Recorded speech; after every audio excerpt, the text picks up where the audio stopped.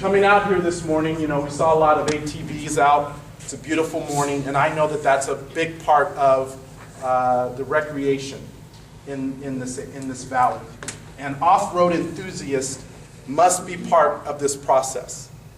In one of the other public lands bills that I've introduced, we have worked together and are hoping to create the Nellis Dunes off-highway vehicle recreation area.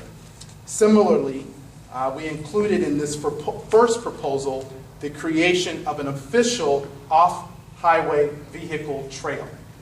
Like the other parts of the bill, the trail will be created with the local community. I also want to share with you that the proposal does not direct the federal government to close any existing roads, and in fact, it requires them to have to state, if they're going to close a trail, why they're doing that, for what period, and how they're mitigating if a trail is to be closed, which again is not something that we have today. They have the ability to go in and close a trail off today without giving us any input or any opportunity to know why. Next slide. All right, now this is the meat of the proposal. This is the Gold Butte National Conservation Area provision.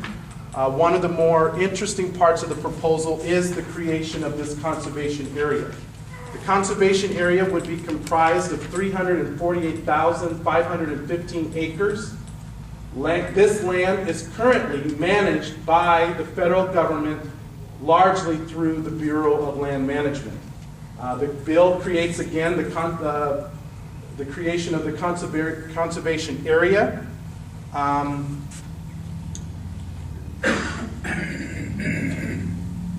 And specifically requires the oversight through the Gold Butte National Conservation Area Advisory Council. And as I mentioned before, there's at least one representative on this board for Moapa, another for Moapa Valley, another for Bunkerville, Mesquite, etc. So the details on the wilderness areas. Within the 348,000 acres, 221,550 acres in Gold Butte Conservation Area would be managed as wilderness. That's the darker yellow that's in here in these areas. The darker yellow.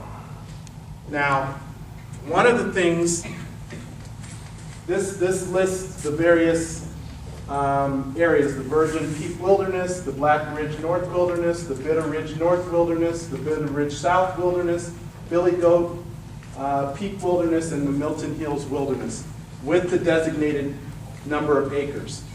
This is where we want to ensure that there's input, to make sure that those boundaries are the right ones, to make sure that the areas that are being proposed for inclusion are right. If you have a suggestion that something should be included or not included, this is your opportunity, not just today, but throughout the series of meetings that we will have this summer, to give us that input. This is just the beginning of that process.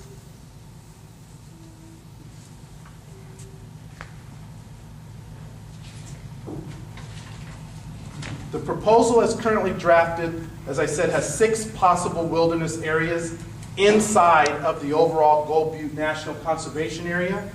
The proposal does not designate all of Gold Butte as wilderness, and the Bureau of Land Management's current map of the boundaries are actually drawn to keep access corridors to the region open. We want to ensure that this proposal keeps Gold Butte open to people for camping, for hunting, for visits to cultural and sites and religious purposes, and other important uses. We are looking to receive your input and feedback on this part of the proposal, and determining the appropriate boundaries for wilderness areas all throughout the country works only with the expertise of the local community who know the area best. And I want to really hit on this point. So I've only been in Congress for 6 months and serving on the Natural Resources Committee.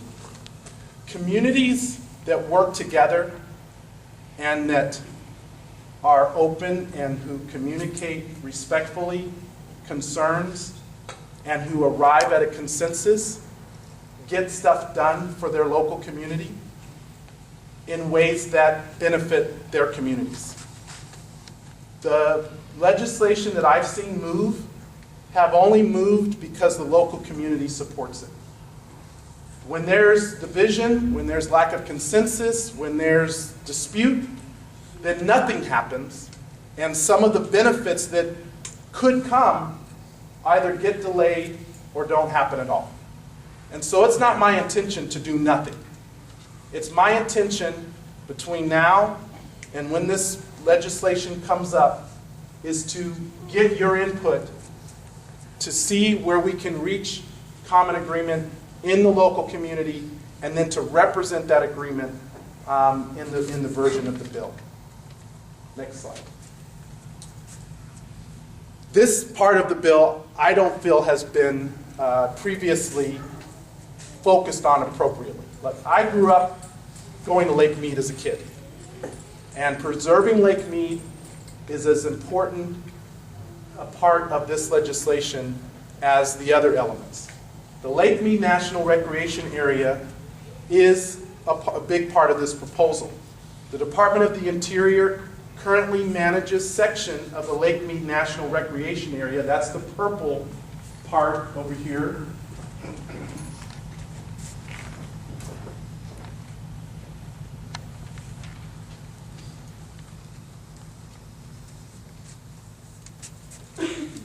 The Park Service currently manages that area, and essentially would manage it in the same manner under a wilderness designation as they manage it today. And part of this process is to, again, understand how that management process works. Is it perfect? No. I am the first one, and I have publicly stated in committee and in public, there are places where the Park Service, where BLM, where wildlife have to do a better job with the local community so that we can build better trust that their management of these areas will be done in a way that is consistent with the local needs of the community. And this is where we have to work together. I'm a new member of Congress. I'm from the Democratic side of the aisle. I am a big critic of agencies that don't do their jobs effectively, and I'm a big critic of agencies that aren't following the local intent of communities. And so that will be a big part of it, and that's why I want to thank the BLM for being here. I will tell you, we invited 2 other agencies to also be here, and they declined. And that's a problem. We can't have a community discussion and the agencies that are responsible for managing aren't willing to show up to answer your questions. And believe me, they will hear about it on Monday when I get back to DC.